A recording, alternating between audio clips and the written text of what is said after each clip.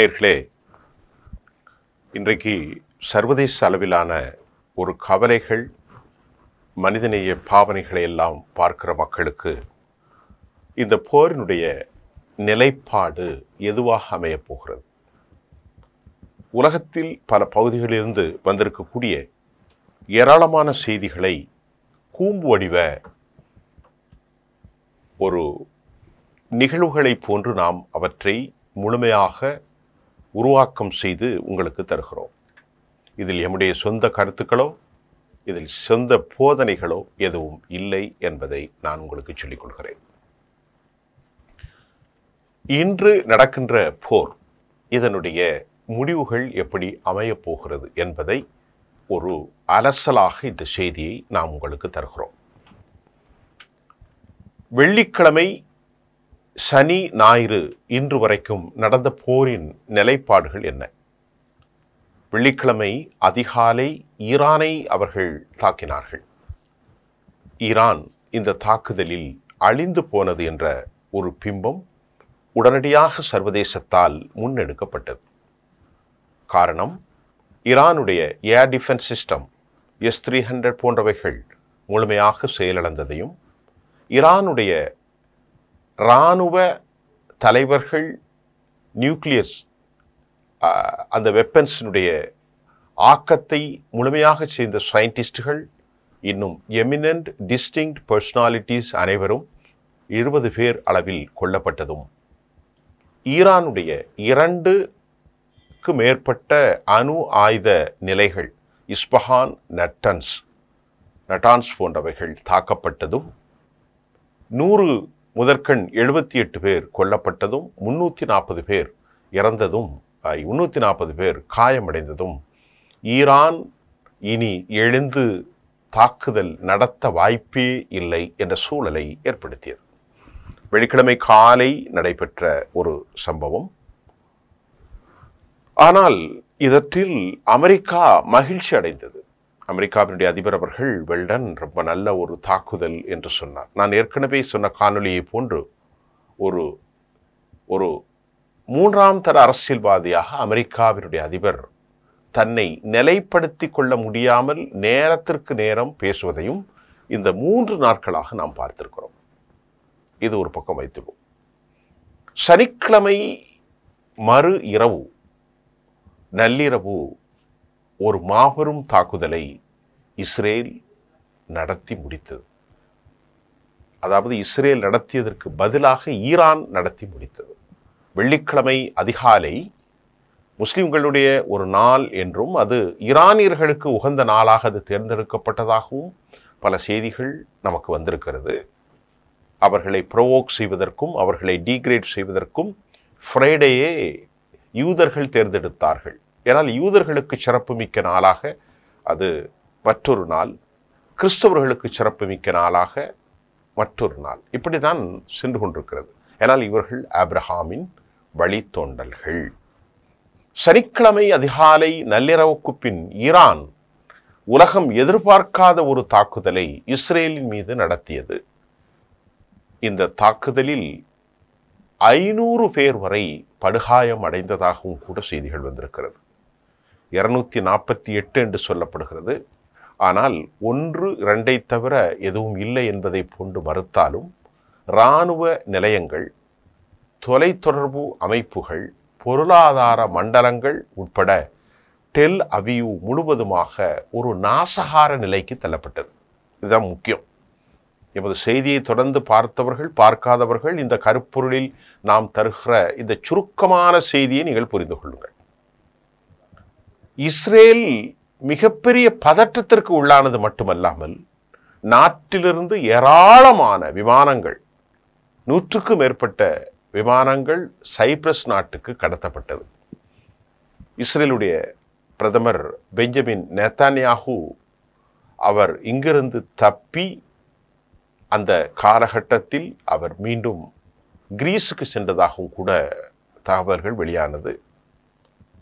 பெரும்பாலும் ஈரானுக்கும் இஸ்ரேலுக்கும் உள்ள நிலைமை என்னன்னா, அவர்களுக்குள் இயற்கையாகவே சைரன் ஒளி வந்தவுடன் மக்கள் பங்கருக்குள் பதுங்கிக் கொள்வார்கள். நிலக்கீழ் அவர்கள் சென்று விடுவார்கள். அந்த வசதிகள் இருந்ததற்கு காரணம் அவர்களுடைய செல்வம். 90 லட்சம் பாப்புலேஷன். ஈரானில் அந்த வசதிகள் இல்லை. காசாவில் அந்த வசதிகள்லாம் கிடையாது. அதனால ஏராளமான மக்கள் கொத்து கொத்தாக கொலை செய்யப்பட்டார்கள். ஆனாலும் அதையும் மீறி இராணுவ தலைமை நிலையங்கள், ஹைஃபா துறைமுகம், பைத்யாம், ரெஹாவத் மற்றும் பல பகுதிகளில், தம்ராத் போன்ற பகுதிகளில் இராணுவ நிலைகளை பயங்கர தாக்குதலுக்கு உள்ளாக்கினார்கள். ஆனால் எப்போதும் இஸ்ரேல் பொறுத்தவரை மக்கள் வாழும் பகுதிகளை படுகொலை செய்வதையும் தலைவர்களை கொலை செய்வதும் அவர்களுடைய இயல்பு. ஈரானுடைய உச்சபட்ச தலைவர் அலி காமெனி தான் வழங்கிய ஃபத்வாவில் அணு ஆயுதங்கள் தயாரிப்பு இஸ்லாமுக்கு எதிரானது என்று அவர் தன் கருத்தை வைத்திருந்தார். ஒரு ஷியா அமைப்பினுடைய தலைவர் அவருடைய கருத்தின் அடிப்படையில் நெருக்கடிகளுக்கு உள்ளாகிற போது இதை நீங்கள் தாக்கலாம் என அவர்களுக்குள் மாறுபட்ட கருத்தும், டெல்லவியில் பொதுமக்கள் அடர்த்தியாக வாழக்கூடிய இடத்துல இந்த குண்டுவீச்சிற்கான காரணங்களும் இருக்கலாம் என்று நம்புவதற்கு அதிக சாதனம் இருக்கிறது. ஏன்னா உலகில் எந்த நாட்டிலும் இராணுவ நிலைகள், இராணுவ கட்டமைப்புகள், இராணுவ தயாரிப்புகளை மத்திய மக்கள் வாழும் நெருக்கமான பகுதியில் வைப்பதில்லை. ஆனால் டெல்லவியில் வைத்திருப்பது நமக்கு பெரும் ஆச்சரியத்தை தருகின்றது. இரண்டாவதாக, டெல்லவியில் இராணுவ ஆலோசனை கூடங்கள் பெரும்பாலும் சில முக்கியமான விவகாரங்களை மருத்துவமனைக்கு கீழ் அவர்கள் டெனாலை அமைத்து அதற்கு கீழ் வைத்திருப்பதாகவும் கூட தற்போது நமக்கு செய்திகள் கிடைத்திருக்கிறது. இதற்கு பல காரணங்கள் உண்டு. இஸ்ரேலில் பின்தங்கிய சில பகுதிகள் இருந்தாலும் அங்கு வைக்காமல் இங்கே வைப்பதற்கு அவர்களிடத்தில் ராஜ புத்தியும் அறிவும் இருப்பதையும் நாம் புறம் தள்ளிவிட முடியாது. இந்த சூழ்நிலையில் முதலாக மக்கள் நெருக்கமாக வாழும் பகுதிகளில் ஏற்பட்ட இந்த பயங்கர தாக்குதலில் வரலாற்றில் அவர்கள் எதிர்பார்க்காத பெரும் சேதத்தை யூதர்கள் சந்தித்தார்கள். அதன் விளைவுதான் பெஞ்சமின் நெத்தன்யாகு போன்றவர்கள், எந்த ஒரு தகுதியும் இல்லாத ஒரு மனிதர் பொதுமக்களை கொலை செய்து விட்டார்கள் என்று அவர் குய்யோ முறையோ என கத்துகிறார். அவரது வாழ்க்கை, அவரது அரசியல் அனைத்தும் பெண்களையும் குழந்தைகளையும் அப்பாவிகளையும் இதுவரை கசாவில் கொலை செய்ததும், ஈரானில் நடத்திய தாக்குதலின் ஒரு வடிவமாக இருந்த அவர் தனக்கு வலி என்று வந்தவுடன் நேற்றைக்கு அந்த பகுதிக்கு சென்று அவர் இதை சொல்லியிருக்கிறார். உண்மையில் அவர் சென்றாரா அல்லது ஆர்டிஃபிஷியல் இன்டெலிஜென்ஸ் மூலமாக அவர் செல்வதை போன்ற காணொளிகள் தயாரிக்கப்பட்டதா என்ற கேள்வியும் இருக்கிறது. ஏனென்றால் அவர் அந்த நாட்டில் இல்லை என்பது உலகம் முழுவதும் தெரிந்த உண்மையாக இருக்கின்ற போது அவர் சைட்டில் இருந்து மற்றொரு இடத்தில் பேசுவது போன்று ஒரு காணொளி வெளியானது. அது உண்மையா இல்லையா என்பதும் எமக்கு தெரியவில்லை. சரி, இதற்கிடையில் ஈரானின் இந்த தாக்குதலின் மூலமாக எப்படி அவர்கள் இவ்வளவு சிறிய நேரத்தில் தங்களை மறுஉருவாக்கம் செய்யப்பட்டார்கள்? 12 மணி நேரம், 8 to 12 மணி நேரத்திற்குள் அவர்களுடைய ஏர் டிஃபென்ஸ் சிஸ்டம் சரி செய்யப்பட்டிருக்கிறது. S3. அது மட்டுமல்லாமல் இந்த 8 மணி நேரத்தில் அல்லது 12 மணி நேரத்திற்குள் நள்ளிரவில் அவர்கள் யாரும் எதிர்பார்க்காத அளவில் மிகப்பெரிய தாக்குதலை நடத்தி உலகத்திற்கு பெரும் ஆச்சரியத்தை ஈரான் கொடுத்திருந்ததன் விளைவு அவர்களின் கையில் இருக்கக்கூடிய ஈமாத், ஷஹாப் 3, சிஜ்ஜீல், கீபார், ஷஹாபாப், கதிரு, பாவன், ஃபத்தா 2, கெய்சர் ஷேகான், ஹஜ் காசிம். இதுல இந்த 9 வகையும் 2003 அவர்கள் திருப்பி திருப்பி திருப்பி திருப்பி புதுசு அப்டேட்ஸ் பண்ணி இன்றைக்கு உலகில் யாரிடமும் இல்லாத ஒரு பேராதிக்க மிசைல் வல்லமை கொண்ட தேசமாக, செல்ஃப் ரிலையண்டாக தங்களை தாங்களே சுயாதீன உருவாக்கத்தில் அவர்கள் இதை செய்ததன் விளைவுதான் இன்றைக்கு மிகப்பெரிய சேதத்தை இஸ்ரேல் சந்தித்திருக்கிறது. நேரத்துக்கு ஏற்றவாறு, காலத்துக்கு ஏற்றவாறு நான் சொன்ன ஈமாத், ஷஹாப் 3, ஃபத்தா, ஷாஹிப், கிபார், ஷிஜீல், கதிர், கெய்பர் ஷேக்கன், அடுத்து ஹஜ் கசிம், கடைசியாக ஹஜ் காசிம் பெரும் சேதத்தை ரஃபாவில் ஏற்படுத்தியது. இன்று விடியற்காலை நான் இப்பொழுது பேசிக் கொண்டிருக்கிறேனே, இன்று விடியற்காலையும் பெரும் பதட்டம். அடுத்த செய்திகளுக்கு அதை நான் உங்களுக்கு தரேன். இப்படிப்பட்ட வல்லமைகள் இருப்பதால் அவற்றை தடுப்பதற்கு ஆற்றல் இல்லாமல் உலகின் பெரும் சக்திகள் எங்கே போனது? இதில் ஒரு கேள்வி உங்களுக்கு வரும். அயர்ன் டோம் எதுனெல்லாம் இருக்கு? உலகம் முழுவதும் ஒரு மித்தை ஏற்படுத்தி வச்சிருந்தாங்க. எங்களுடைய நாட்டை யாரும் தொட முடியாது. எங்களுடைய வான் பரப்புக்குள்ள இன்வின்சிபிள் ஃபோர்ஸ், ஒரு சின்ன பூச்சி புழு கொசு வந்தாலும் நாங்கள் தாக்கி விடுவோம். இப்படித்தான் ஒரு மித்து இருந்தது அவர்களை பற்றி. அதே நேரம் யூதர்களுடைய அறிவையோ யூதர்களுடைய ஆற்றலையோ யாரும் குறைத்து மதிப்பிடவே கூடாது என்பதையும் நான் இந்த நேரத்தில் சொல்கிறேன். அது உண்மைதான். அவர்களிடத்திலே மிக வல்லமையான ஏவுகணைகள், வல்லமையான ஃப்ளைட்ஸ், F-15, F-16 டேங்கர்கள், பங்கர் பஸ்டர்கள், அணு ஆயுதங்களில் 100-90 குண்டுகள் அவர் வைத்திருக்கிறார்கள். அது குறித்து இன்டர்நேஷனல் ஆட்டோமிக் எனர்ஜி ஏஜென்சிஸ் தலைவர் ரஃபேல் குரோசி எந்த கருத்தும் தெரிவிக்க மறுத்தார். அது ஒரு பக்கம் இருக்கட்டும், நம்ம அதை பேசுவோம். இந்த சூழ்நிலையில் அவர்களை விட வல்லமை வாய்ந்தவர்களாக ஈரான் மாறிவிட்டது. 67 மாறவில்லை, 72 மாறவில்லை, 93 மாறவில்லை. 2025 அவர்கள் மிக பெரும் சக்தியாக மாறியிருக்கிறார்கள். ஆகவே இந்த போரின் குறித்து கொள்ளுங்கள், வெற்றி தோல்வி யாரும் பெற முடியாது. அமெரிக்கா என்ன சொன்னது? Open statement. எங்களுடைய ரிவீல் செஞ்சாங்க, எங்களுடைய ஆயுதங்கள், எங்களுடைய எக்யூப்மெண்ட்ஸ் இல்லாமல் இந்த தாக்குதலை ஒரு காலமும் நடத்த முடியாதுன்னு அமெரிக்காவினுடைய 2 அபிஷியல் பேட்டி கொடுத்திருக்கிறாங்க பென்டகன்ல இருந்து. அது உண்மை. அமெரிக்காவினுடைய அணு ஆயுதங்களோ அமெரிக்காவினுடைய ஆயுதங்கள், அமெரிக்காவினுடைய சிஸ்டங்கள் இல்லாமல் இவர்களால் எதுவும் செய்ய முடியாது. பண உதவி பல பில்லியன் டாலர்கள், அதுதான் உண்மை.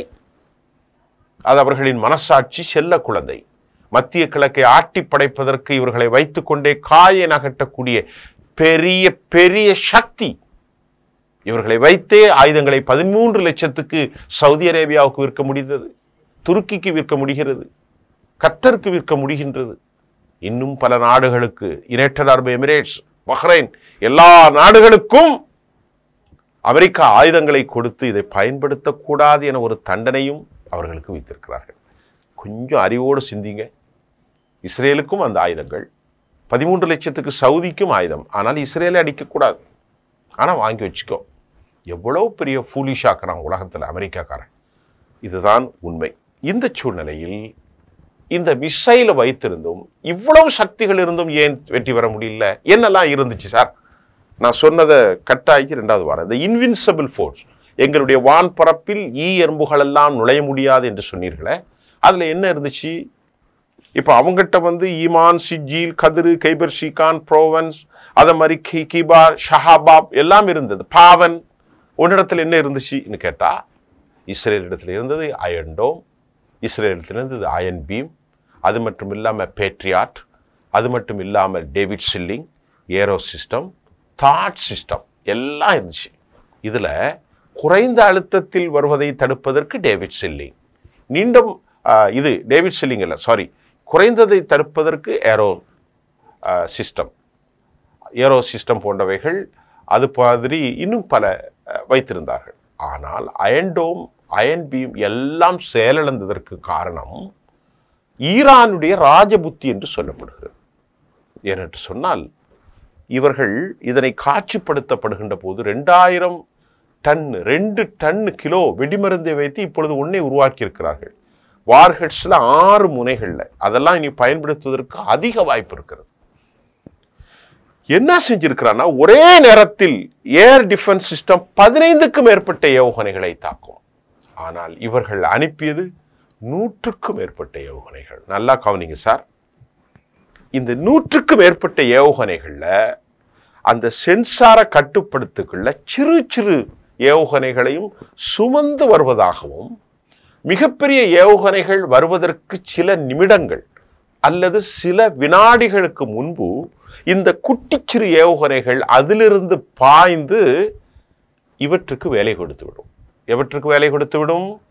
ஏர் டிஃபென்ஸ் சிஸ்டமாக இருக்கக்கூடிய அயன் பீமுக்கோ, பேட்ரியாட்டுக்கோ, அல்லது டேவிட் சில்லிங்குக்கோ, அல்லது ஏரோ சிஸ்டம், தாட் எதுவாக இருந்தாலும், terminal high altitude air defence system ஏதாவதாக இருந்தாலும் இவைகள் சென்சார்ல ரிஃப்ளெக்ட் ஆகுறது என்னன்னு சொன்னா செமந்து வருகிற பார். உதாரணத்திற்கு இமாம அனுப்புறாங்க, ஷஹாபாப், சிஜில், பாவன், கெய்பர் ஷேகான் எது அனுப்பினாலும் சரி அதுல இருந்து ஒரு குட்டிகள் பார்க்கும்.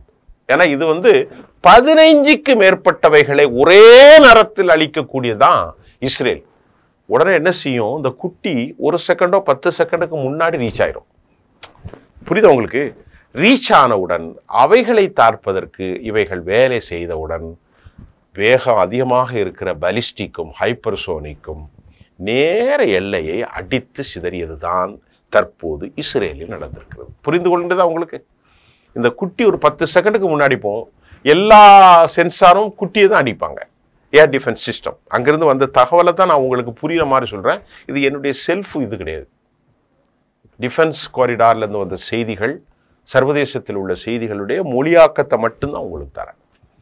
அந்த நேரத்தில் 17,000 கிலோமீட்டர், நான் உங்களுக்கு அந்த வேகத்தை சொன்னேன், 6,125 14 கிலோமீட்டர் ஸ்பீடில் வரக்கூடிய இவற்றை தடுப்பதற்கு சக்தியற்ற லெவலில் அவர்கள் பெரும் சேதாரத்தை இன்னைக்கு இஸ்ரேல் சந்தித்திருப்பதற்கு காரணம் வல்லமை மிக்க ஹைப்பர்சோனிக்கை ஒரு சக்தியாலும் காப்பாற்ற முடியாது என்ற செய்தியும் சர்வதேச இராணுவ ஆய்வாளர்கள் தெரிவித்திருக்கிறார்கள். ஏனென்று கொண்டால் அதனுடைய வேகம் 17,000 கிலோமீட்டர் பெர் ஹவர்ஸ். ஒரு மணிக்கா நிமிடத்திற்கு தெரியவில்லை.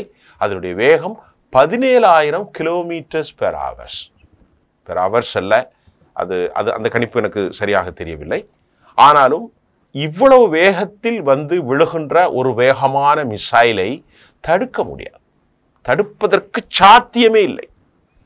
அவ்வளவு வேகமாக அடித்து சிதறி நாசம் செய்திருக்கிறார்கள்.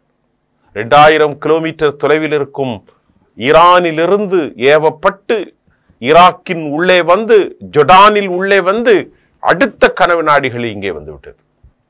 அந்த உடனே இந்த சென்சார் ஆபரேட் ஆகி சிறு இதை தாக்கும் போது பெரிது. ஆகவே இதில் கிடைத்த தகவலின் நுணுக்கம் என்ன தெரியுமா? பெரும் சேதாரத்தை இஸ்ரேல் சந்தித்திருக்கிறது ஹைஃபாவில். ஏனால் அவர்கள் விட்டது 1-2 இல்ல தோழர்களே, 100, 150, இரண்டாவது 50. முதலிலே கொஞ்சம் அனுப்புகிறார்கள், அதற்கு பின் அதிகமாக அனுப்புகிறார்கள், அதற்கு பின் அதிகமாக அனுப்புகிறார்கள். படுமோசமான சேதாரத்தையும் உயிர் விளைவுகளையும் ஏற்படுத்தியிருக்கிற இஸ்ரேல் இதுவரை எதுவும் சொல்லாமல் மறுப்பது அவருடைய மானம். கப்பல் மட்டுமல்ல, யூரோப்பாவில் கப்பலேறிவிடும் என்பதை தாண்டி யூரோப் யூனியனும் இவர்களை பற்றி இவ்வளவுதானா என்று எண்ணக்கூடிய அளவுக்கு மோசமான இந்த இதுவரை சந்திக்கவில்லை என்பது பெரும் தலைக்குனிவு. இதை அமெரிக்காவும் நன்கு புரிந்திருக்கும். ஏன்னால் அமெரிக்காவுக்கு நன்கு தெரியும், அமெரிக்காவினுடைய ப்ராக்சி தானே இஸ்ரேல்.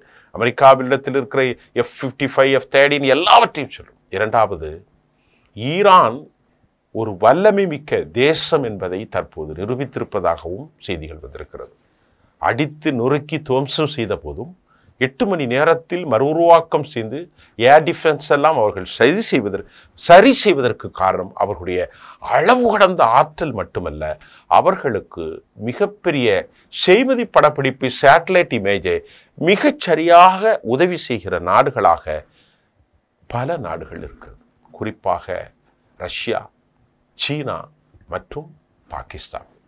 இந்த 3 நாடுகளும் உடனடியாக சேட்டலைட் பிக்சர்களை சரியாக வழங்கி, உளவு தகவல்களை மிகச்சரியாக வழங்கி தாக்குதல் நடத்துவதற்கு பெரும் உதவி செய்திருப்பதாகவும் கூட அமெரிக்கா எப்படி இன்டெலிஜென்ஸை கொடுக்கிறார்களோ அதை போன்று இவர்களுக்கு வழங்கி வருவதையும், இதை தவிர அவர்களின் பக்கத்தில் இருக்கும் வேறாவது ஒரு அரபு நாடு கூட இரகசிய உதவிகளை செய்திருக்கலாம், துருக்கி கூட செய்திருக்கலாம் என்று நம்புவதற்கும் ஏராளமான வாய்ப்புகளை நாம் பார்க்கின்றோம்.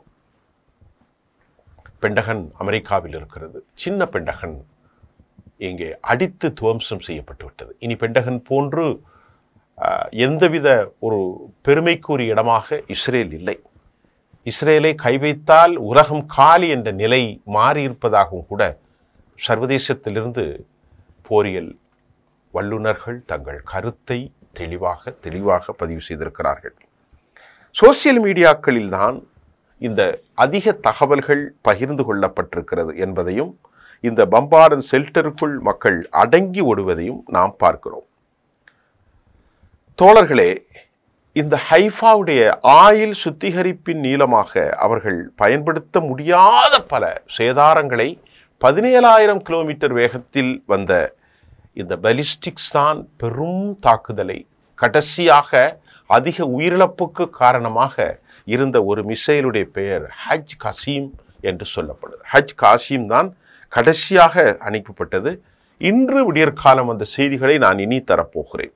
இராணுவ தலைமைகளில் இன்றைக்கு மக்கள் நம்பிக்கை இழந்து 40 லட்சம் மக்கள் ஓடிக்கொண்டிருக்கிற காட்சியும், ஈரானுக்கு ஏராளமான இழப்புகள் இருக்கிறது, அதைவிட அதிக இழப்பை இஸ்ரேல் சந்தித்திருக்கிறது.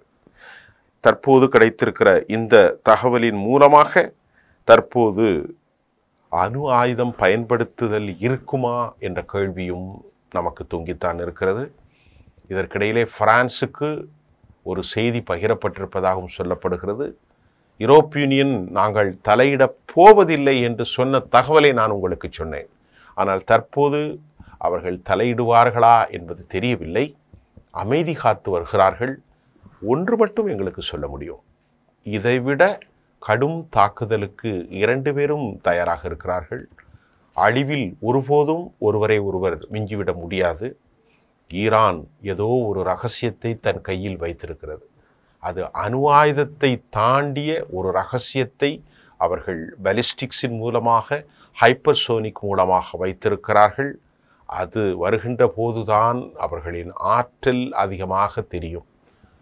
அதே போன்று இவர்களுடைய பம்பார்டனும் தொடரப்போகிறது. கடைசியில் அணு ஆயுதத்தை பயன்படுத்துவர் யார் என்ற கவலை உலகம் முழுவதும் தொங்கி நிற்கின்றது.